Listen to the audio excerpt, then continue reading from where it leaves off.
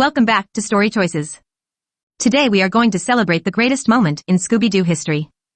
But before we do, let's talk about what makes this cartoon so awesome to begin with. Scooby-Doo Where Are You began in 1969 as a Saturday morning cartoon show created by the Hanna-Barbera production company. The formula for each episode was the same.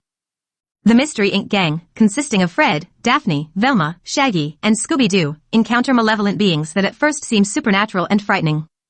But ultimately, each villain turns out to be a human wearing a disguise. The show became a child's introduction to skepticism. Variations of the show came and went over the years. But with every incarnation, the revelation was the same. The antagonist's mask was removed and the truth was brought out into the open.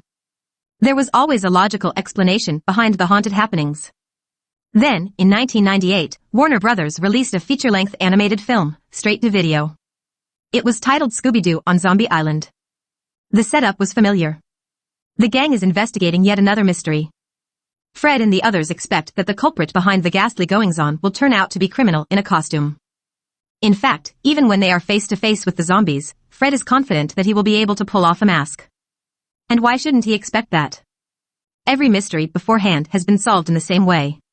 But instead, what happens next is the greatest moment in Scooby-Doo history. Let's see how they react.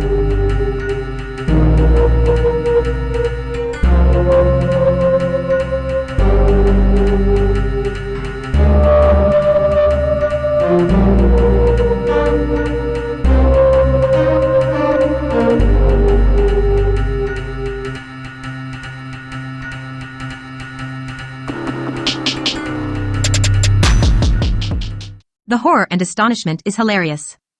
All the previous rules have been thrown out the window. The supernatural has been confirmed. It's important to note that there have been previous Scooby-Doo cartoons in which supernatural characters have appeared. For example, Scooby-Doo and the Ghoul School.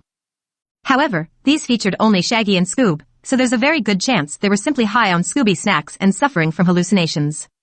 The stakes are much higher in the Zombie Island film. But the genius of this plot is not simply that it defies the formula, but that it returns to the theme that things are often not what they appear to be. Yes, the zombies are actual zombies. But they are not the villains. Instead, they are cursed spirits hoping to warn Scooby and his friends. The true monsters, in both the literal and figurative sense, are the Wercats, Lena and Simone. And once those meddling kids solve that mystery and save the day, the lost souls of Moonscar Island can finally rest.